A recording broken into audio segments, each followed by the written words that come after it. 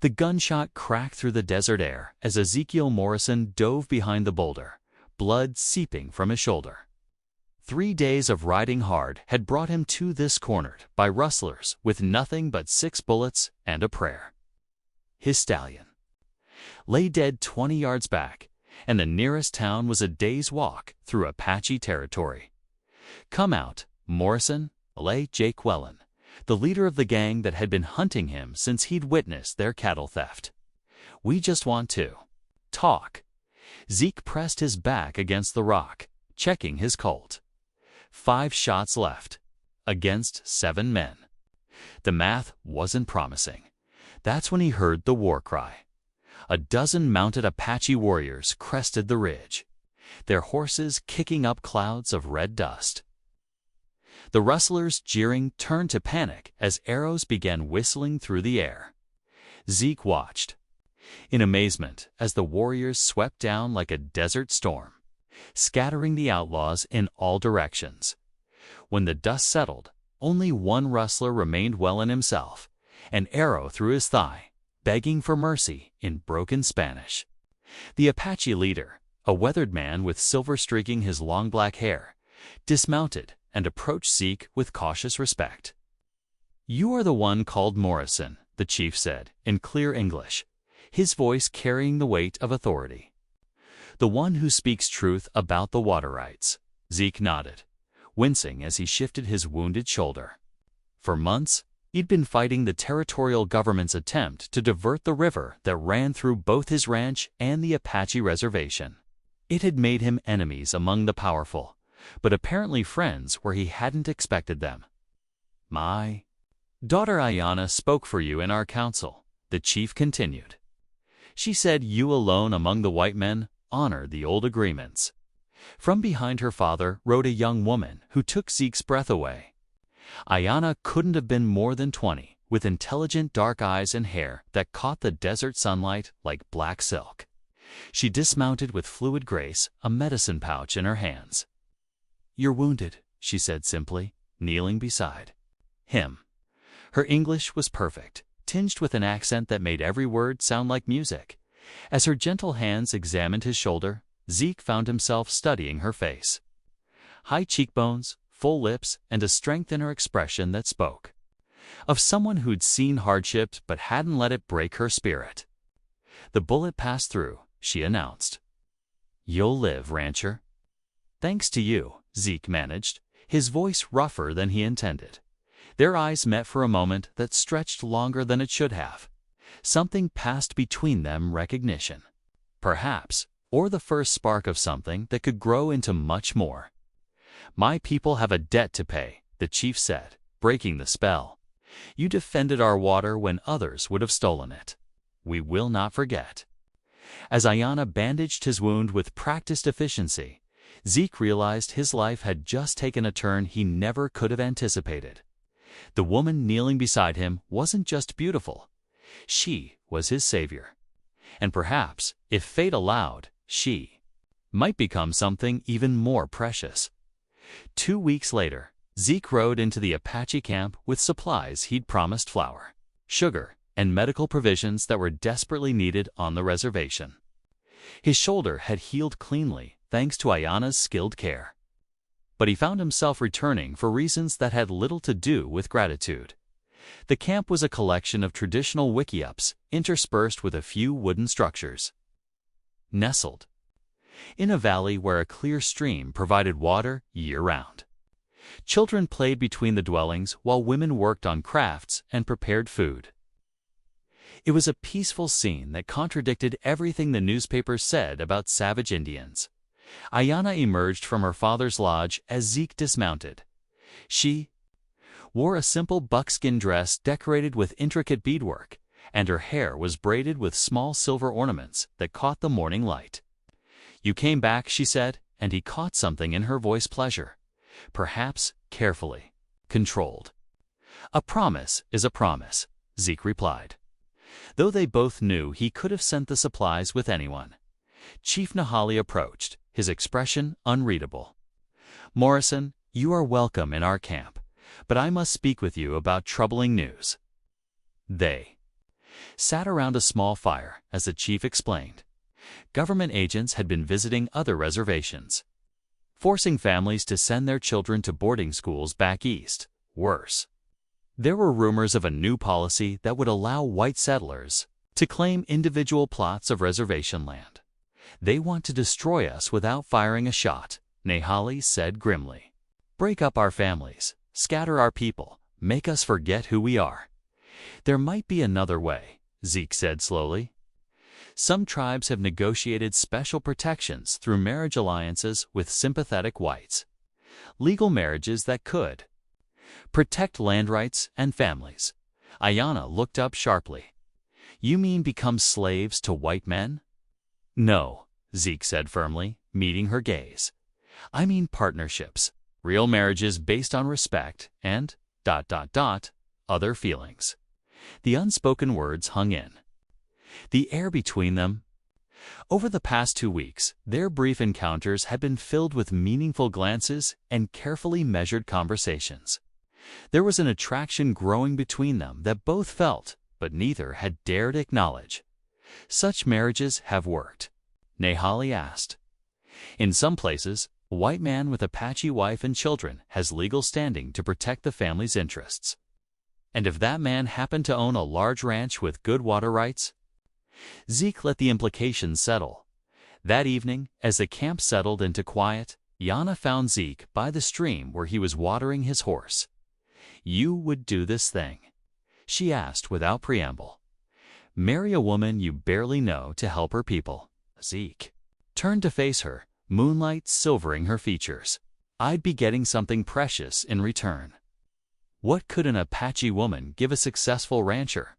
He stepped closer, close enough to see the uncertainty in her eyes. Courage, wisdom, beauty that takes my breath away.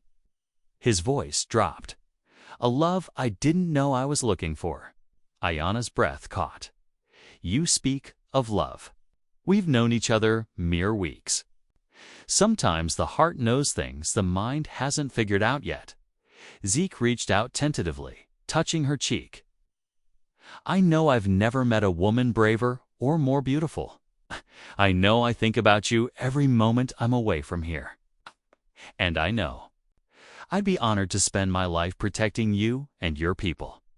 She leaned into his touch, her eyes closing. My father would demand traditional courtship customs be followed. Then teach me, Zeke whispered. Teach me everything I need to know to win you properly. When she opened her eyes, they shimmered with unshed tears. The government agents come next month. There isn't much time. Then we'd better get started. The courtship rituals of the Apache were unlike anything Zeke had experienced. For 3 days, he had to demonstrate his ability to provide for a family by hunting, showing his skills with weapons and proving his knowledge of the land.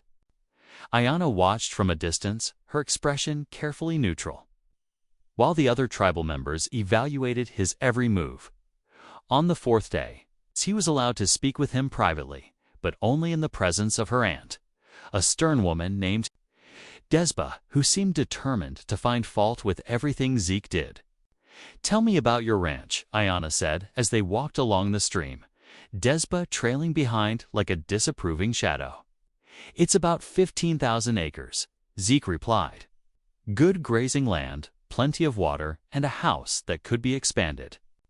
For a large family, he paused meaningfully. There's also a small cabin by the north pasture that could house guests or relatives who might need a place to stay. Ayanna's steps slowed. She understood the offer sanctuary for her people if things got worse. You would risk everything for people you barely know. I'd risk everything for you, he said simply. Your people come with you. That's not a burden, it's a blessing. Wistba snorted from behind them. Pretty words. But what happens when his white neighbors turn against him for marrying an Apache? What happens when the government agents come asking questions? It was a fair question, and Zeke had been thinking about it constantly. I won't lie, it'll be difficult. Some neighbors will turn their backs on us. Business might suffer. But I've got enough saved to weather the storm, And I've got friends who'll stand by me. Friends like who? Wistba pressed.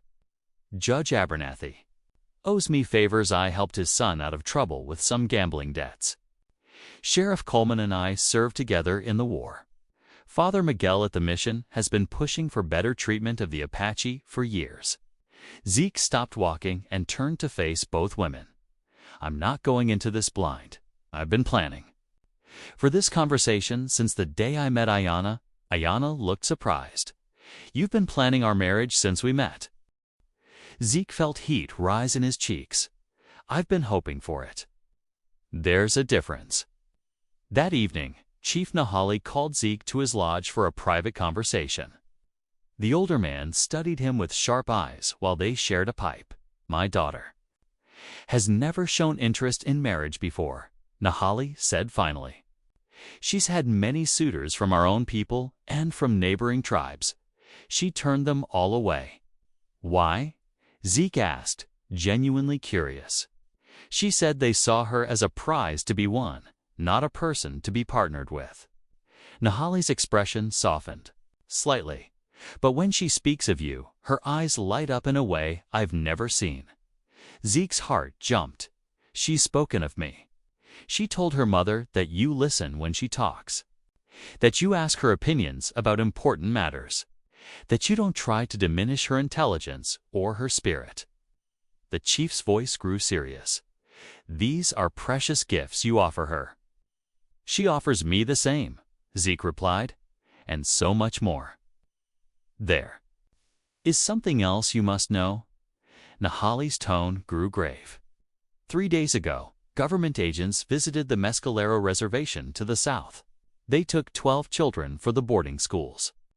The families who resisted were told their food rations would be cut off. The implication hit Zeke like a physical blow. The forced assimilation policies were accelerating, and Ayanna's people were running out of time. How long do we have? He asked, perhaps 2 months before they reach us. If you are serious about this marriage, it must happen soon. Nahali leaned forward. But I will not give my daughter to a man who sees her as a way to satisfy his conscience. She deserves real love. Zeke met the chief's steady gaze. Then it's a good thing I'm already in love with her. The wedding preparations began immediately.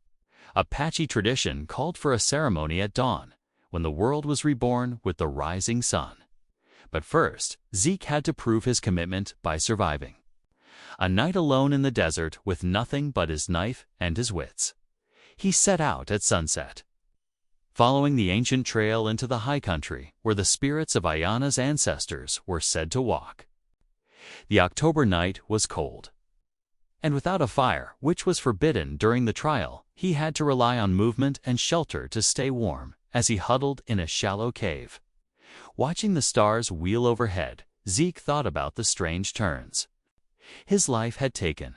6 months ago, he'd been a successful but lonely bachelor, focused on building his ranch and fighting legal battles over water rights. He was preparing to marry a woman who had transformed his understanding of courage, beauty, and love. The sound of footsteps on loose rock brought him instantly alert. A figure approached in the darkness. Ayanna, wrapped in a heavy blanket, carrying a small bundle. You're not supposed to be here, Zeke whispered, though his heart leaped at the sight of her. Neither are you, technically, she replied with a small smile. This trial is from the old days, when young men had to prove they could survive to provide for their families. But you've already survived rustlers and gunshots. You've proven yourself in ways my ancestors never imagined. She sat beside him in the narrow cave, and immediately the space felt warmer.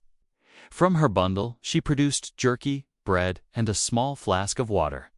I can't accept this, Zeke protested. It would invalidate the trial. The trial is already invalid, Ayanna said firmly.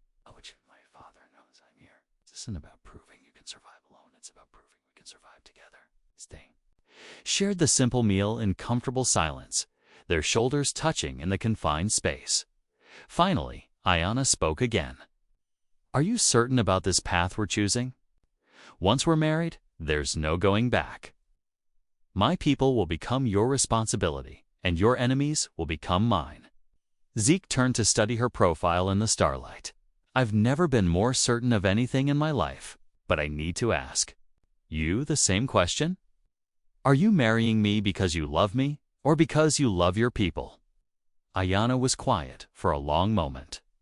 When I first saw you bleeding behind that boulder, I thought you were just another foolish white man who'd gotten himself in trouble. But when you looked at me, I saw something I'd never seen before. What was that? Recognition, like you saw me as a person, not just an Indian woman. Not just a way to solve a problem or satisfy curiosity about the exotic. She turned to face him fully. My grandfather used to tell stories about soulmates people, whose spirits were created together but separated before birth. He said you'd recognize your other half by the feeling of coming home. Zeke's breath caught, and when you look at me, I feel like I'm home. He reached for her hand, intertwining their fingers. Then we're both home. As dawn approached, they made their way back to the camp together. Chief Nahali was waiting for them, along with the tribal elders and Ayanna's female relatives. No one looked surprised to see them return together. The trial is complete, Nahali announced. Morrison has proven he understands that survival is not about standing alone, about knowing when to accept help and when to offer it. The wedding ceremony was simple but profound. As the sun crested the eastern mountains, Zeke and Ayanna stood before the assembled tribe and spoke their vows in both English and Apache. They exchanged rings his grandfather's gold band for her, and a silver ring she'd crafted herself for him. Embedded with turquoise from the sacred mountain, when the priest from the mission arrived to perform the Christian ceremony that would make their marriage legal in the eyes of the territorial government, Zeke was surprised to see tears in Ayanna's eyes. "What's wrong?" he whispered during the brief pause between ceremonies. "Nothing's wrong," she whispered back. "Everything's finally right." The first test of their marriage came sooner than expected. 3 weeks after the wedding, a group of territorial officials arrived at Zeke's ranch with documents and demands. Ayanna watched from the kitchen window as her husband faced down 5 men in expensive suits who clearly weren't used to being challenged. Mr. Morrison, the lead official, a thin man named Garrison, said with barely concealed disdain, "We're here about reports of illegal harboring of reservation Indians." Zeke didn't flinch. "The only Indians on my property are my wife and her family members who are here as my guests. All perfectly legal." "Your wife."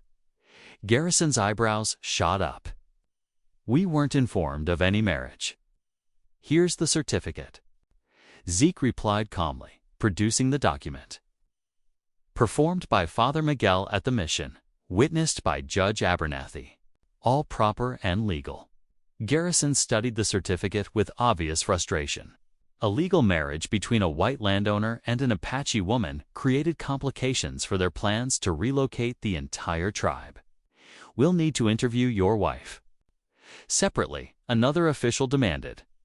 "She's right here," Zeke said, as Ayanna stepped onto the porch. She dressed carefully for this confrontation, a simple blue dress that wouldn't look out of place on any rancher's wife, her hair pinned up in the white fashion, but with her grandmother's silver earrings as a subtle reminder of who she was. "Mrs. Morrison," Garrison said, his tone patronizing, "we need to verify that this marriage is legitimate and not simply an arrangement to circumvent federal Indian policy." Ayanna stepped closer to Zeke, slipping her hand into his. "What exactly are you asking me? Do you live here as a true wife, or are you simply using marriage as a way to avoid relocation to the new reservation in Oklahoma?" The insult in the question made Zeke's jaw tighten, but Ayanna squeezed his hand in warning. She'd prepared for this. "I live here as Ezekiel's wife because I love him," she said clearly. "We share a home, a bed, and a life together. If you're suggesting our marriage is false, you're mistaken. And these other Indians living on the property? My Aunt Desba helps with household management. My cousin Nayeli assists with the horses. She has a remarkable gift with animals. My Uncle Ashki knows more about water management and land conservation than any white man I've met. Ayana's voice grew stronger. They're not refugees hiding on my husband's land. They're family members contributing to a working ranch. One of the officials whispered something to Garrison, who nodded grimly. We've received reports of Apache warriors being seen near your property, Mrs. Morrison. Perhaps your family members are in communication with hostile elements. This time Zeke spoke up. The only hostile elements around here are cattle rustlers and the men who employ them. If Apache warriors are patrolling this area, it's probably because they're keeping an eye on their relatives, just like any family. Wood? Are you threatening us, Morrison? I'm informing you. My wife's people have every legal right to visit her, just like my sister has every legal right to visit me when she comes from Denver. If you have a problem with that, take it up with Judge Abernathy. The standoff continued for another tense hour, with the officials searching for any excuse to declare the marriage invalid or the living arrangements illegal. But Zeke had prepared well, and Ayana played her role perfectly, the dutiful wife who happened to be Apache, not an Apache woman pretending to be a wife. Finally, Garrison and his men departed, but not before making it clear they'd be watching. That evening, as Zeke and Ayana sat on their porch watching the sunset, she finally allowed herself to show the strain of the day. "How long can we keep this up?" she asked, leaning against his shoulder. "As long as we have to," Zeke replied, wrapping his arm around her. "But I have a feeling things are going to get more complicated before they get better." As if to prove his point, a rider appeared on the horizon, approaching at a gallop. As he drew closer, they recognized him as Tommy Yazzie, one of the young men from the reservation. "Mrs. Morrison," he called out, barely waiting for his horse to stop before dismounting. "You have to come." The agents returned to the reservation today with soldiers. They're taking the children tomorrow morning. Ayana went rigid in Zeke's arms. "How many soldiers?" 24, maybe more. Tommy's face was grim. Chief Nahali sent me to ask, is the offer of sanctuary still good? Zeke and Ayana exchanged glances. The moment they'd been preparing for had arrived sooner than expected. "Round up everyone who wants to come," Zeke said firmly. "Tell them to bring only what they can carry and to avoid the main trails. We'll be ready." By midnight, Zeke's ranch had been transformed into a carefully orchestrated refugee camp. 17 Apache families had made their way through hidden canyon routes, bringing their most precious possessions and their children. The main house, the bunkhouse, and even the barn had been converted into temporary shelters. Ayana moved among the families like a general organizing troops, her calm efficiency keeping panic at bay.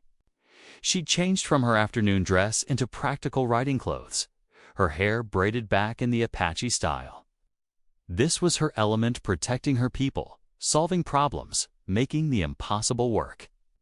"The children will stay in the main house," she told Desba, who was helping coordinate the logistics.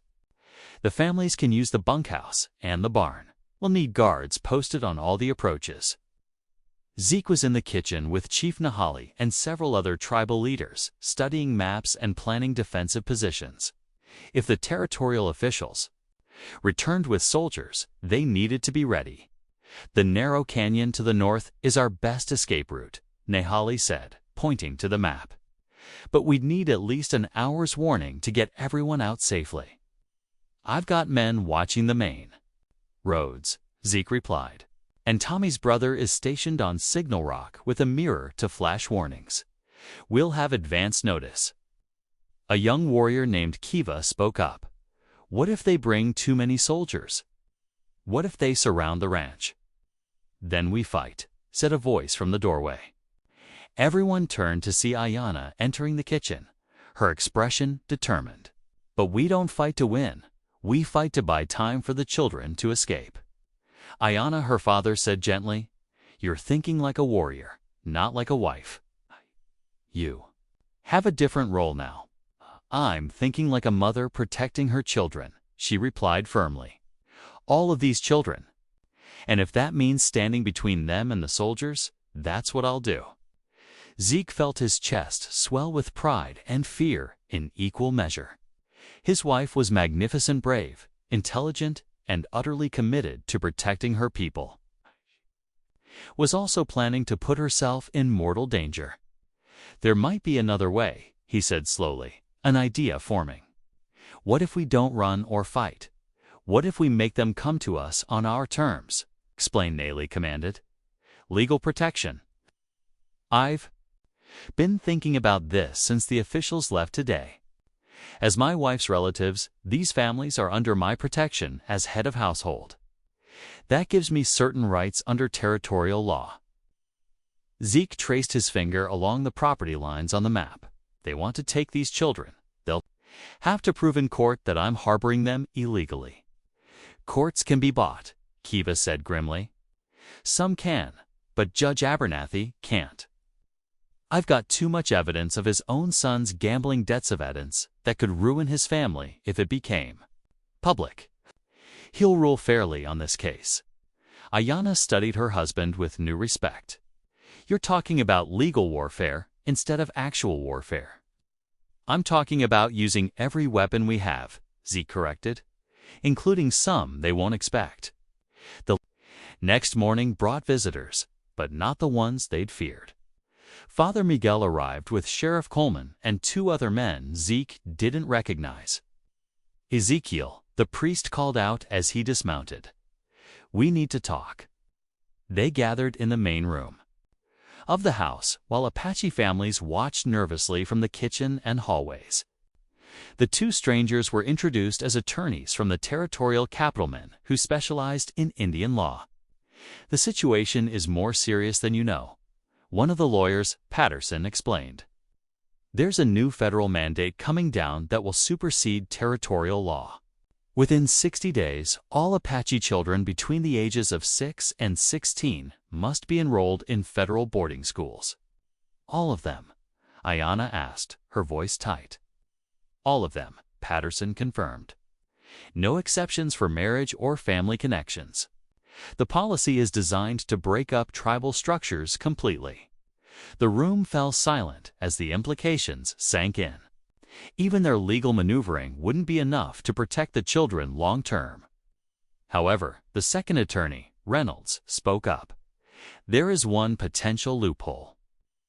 Families who can prove they're engaged in successful integration into white society, including education, property ownership, and Christian conversion, may be granted exemptions. What kind of proof? Zeke asked. The children would need to be enrolled in a proper school. The families would need to demonstrate steady employment or business ownership, and they'd need to show evidence of Christian worship and white social integration. Ayanna and her father exchanged glances. The price of freedom was becoming clear. They'd have to give up much of their traditional way of life to save their children from losing it entirely. How long would we have to establish all of this? Nahali asked. 6 weeks, Reynolds replied, grimly, and it would need to be verified by federal inspectors. The challenge seemed impossible. But as Zeke looked around the room at the faces of the children who were depending on them, he knew they had to try. Then we'd better get started, he said. The next 6 weeks transformed Zeke's ranch into something resembling a small town. With Ayanna's organizational skills and the combined labor of 17 Apache families, they accomplished what seemed impossible. The first priority was the school. Using lumber from Zeke's own sawmill and labor from the Apache men who proved to be skilled carpenters, they constructed a 1-room schoolhouse in record time. Ayanna, who had learned to read and write at the mission school as a child, became the teacher, aided by Desba, who was surprisingly literate in both English and Spanish.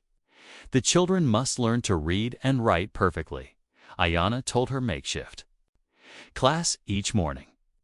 But they must also remember the stories their grandmothers tell them. Both kinds of knowledge are precious. the economic integration proved easier than expected. The Apache men turned out to be natural ranchers, with generations of experience managing horses and understanding land. Zeke officially employed them as ranch hands, paying wages that allowed them to rent small parcels of his land for their own use. The women established a thriving business making and selling leather goods, beadwork, and woven baskets to merchants in town. The religious requirements were more complex.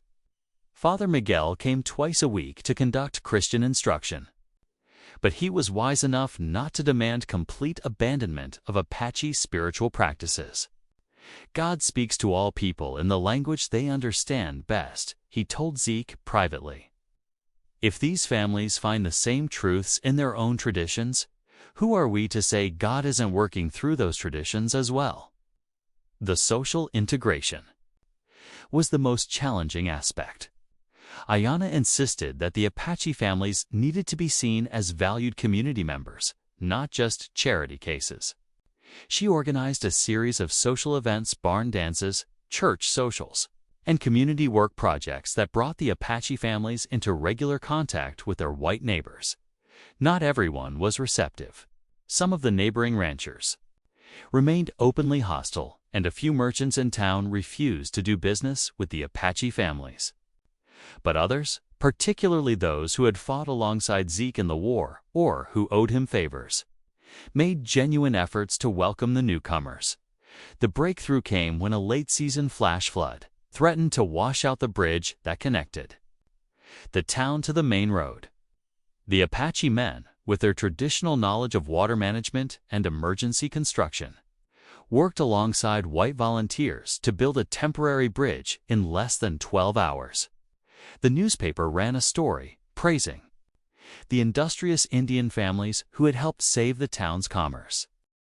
3 days before the federal inspection, Zeke and Ayanna stood in the doorway of their schoolhouse, watching Apache children recite multiplication tables while their mothers worked on arithmetic problems at the back of the room. "Do you think it will be enough?" Ayanna asked quietly. "It has to be," Zeke replied, but privately he shared her concerns. They had met all the technical requirements, but federal inspectors were notoriously difficult to satisfy when it came to Indian affairs. "There's something else," Ayanna said, her voice carefully controlled. "Something we haven't discussed." Zeke turned to look at her more closely. "What?" "If this works, if we manage to keep the families here and the children safe, our lives will never be private again. We'll always be watched, always having to prove we're good enough, always walking the line between two worlds." She took a deep breath. "And if we have children of our own, they'll grow up in that same impossible position." It was the first time they'd talked about having children together, and Zeke felt his heart skip. "Are we talking about having children?" Ayanna's cheeks flushed slightly. "We're married. It's a reasonable expectation." "That's not what I asked." She met his eyes directly. "I want children with you. I want to raise them here, on this land, with both sides of their heritage honored. But I also want them to be free, really free. Not just legally protected." Zeke reached for her hand. "Then we'll make sure they are. However long it takes, whatever we have to do, we'll build a world where our children can be proud of who they are. Even if that world doesn't exist yet. Especially then. Someone has to build it. Might as well be us." The federal inspection team arrived on a cold November morning, 3 officials, a clerk, and an escort of 6 soldiers. For 2 days, they examined every aspect of the community Zeke and Ayanna had built.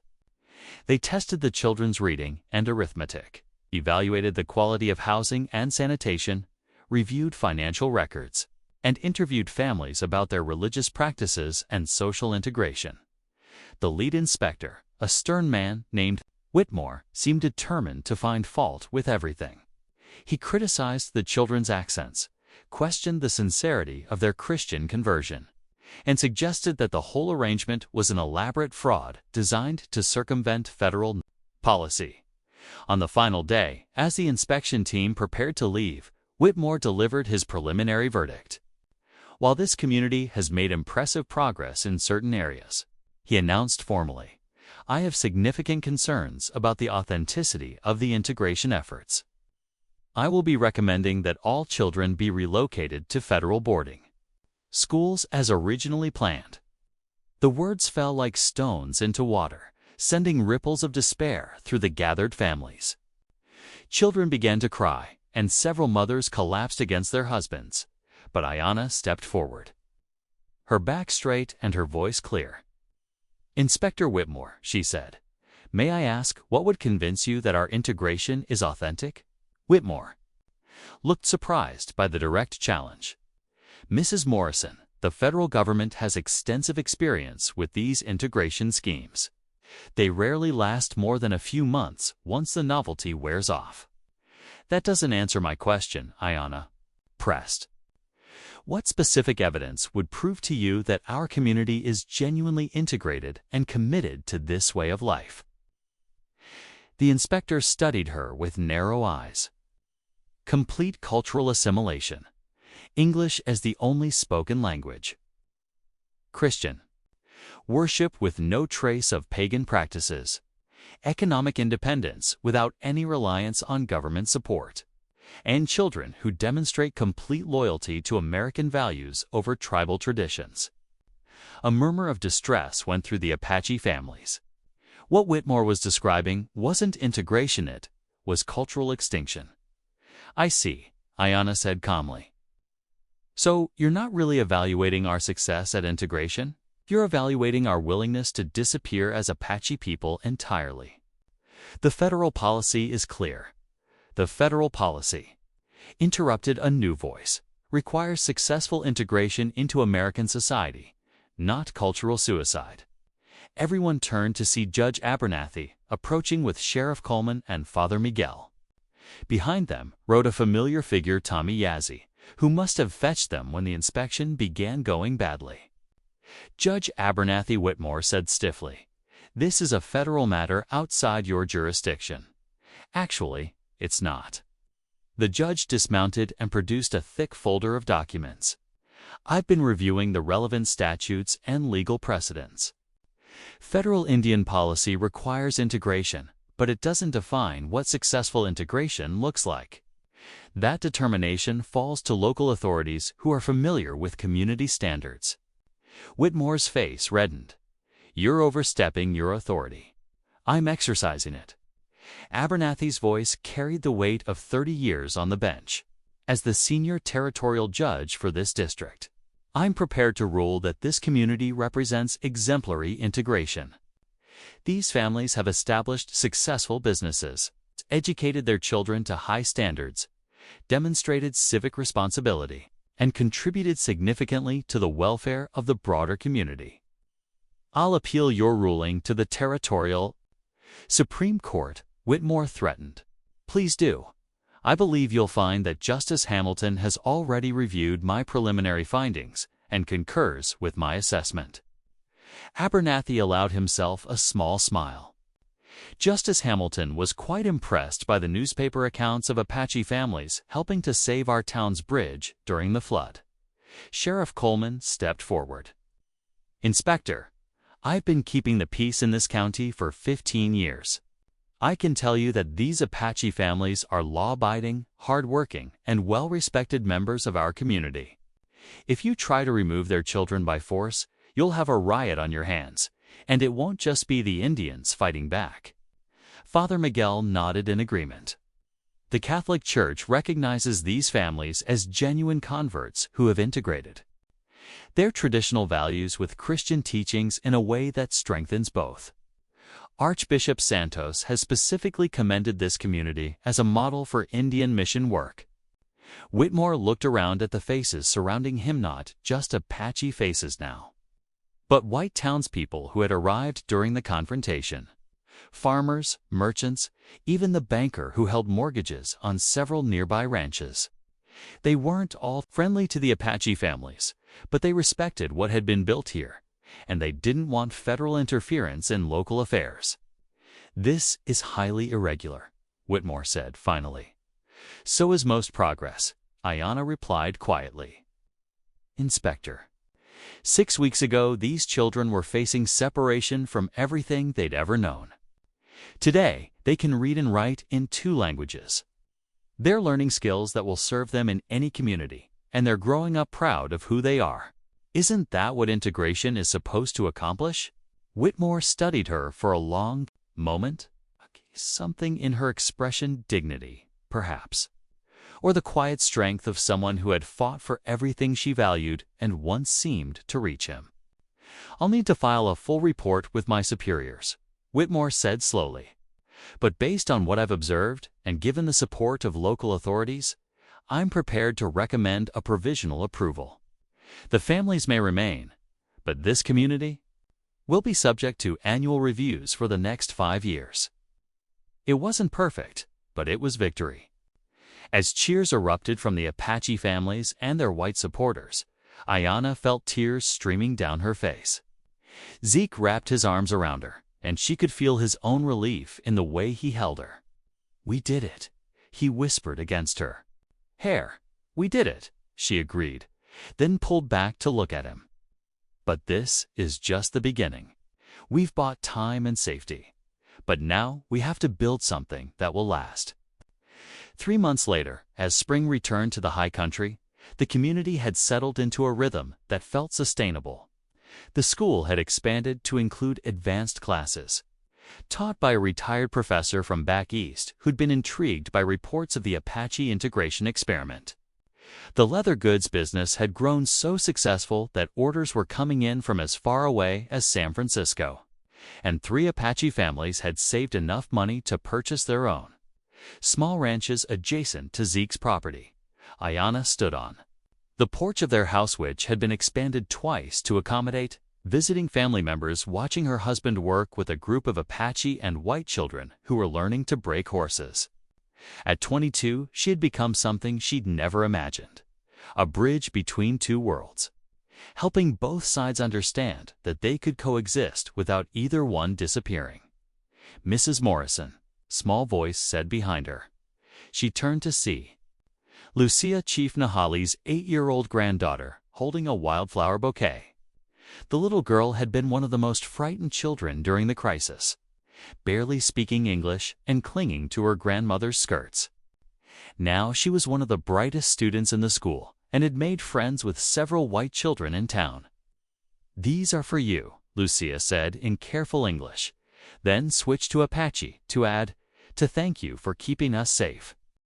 Ayanna knelt to accept the flowers, her heart full. "You're welcome, little one. But you know what? You helped keep yourselves safe by being so brave and working so hard." "Will you tell me the story again?" Lucia asked. "About how you and Mr. Morrison fell in love." It had become a favorite tale among the children, a real-life story of love conquering impossible odds that was more exciting than any fairy tale. Once more, Ayanna agreed, settling into her rocking chair as other children began gathering around. It started with a gunfight and a wounded man who needed help. ...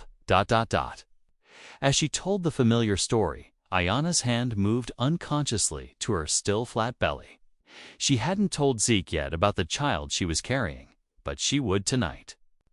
Their son or daughter would grow up in this world. They were building together a world where love could cross any boundary, where courage could overcome any obstacle, and where 2 peoples could become one family without losing what made them unique. From the corral, Zeke looked up and caught her eye. Even across the distance, she could see the love in his expression, the pride and contentment of a man who had found his place in the world. He raised his hand in a small wave, and she waved back, her heart singing with happiness. "And they lived happily ever after," Lucia prompted, though she knew the ending by heart. "They lived happily ever after," Ayanna confirmed, looking out over the thriving community that surrounded them. "But more importantly, they lived usefully ever after, helping others find their own happy endings." The little girl giggled and ran off to play, but Ayanna remained on the porch, flowers in her lap, watching the sun set over the land that had become their sanctuary. In a few hours, she would share her news with Zeke. Tomorrow, they would continue the work of building bridges. between worlds. But for now, she was content to sit in the gathering twilight and marvel at how a gunfight and a wounded stranger had led her to a love deeper than anything she'd ever imagined possible. The desert wind carried the sounds of children laughing, horses nickering, and families calling to each other in two languages that were gradually blending into something new and beautiful. It was the sound of a community that had fought for its right to exist and won not just for today, but for all the tomorrows to come. Without them, Zeke truly would have been dead that day behind the boulder. But it turned out that without him, they all might have faced a kind of death, the death of their culture, their families, their way of life. Instead, together, they had found a way to live fully and freely, honoring the past while building a future none of them could have imagined alone. As the first stars appeared in the darkening sky, Ayana smiled and placed her hand over her heart, where their love had begun, and then over her belly, where their future was growing. Some stories, she thought, were too important to end.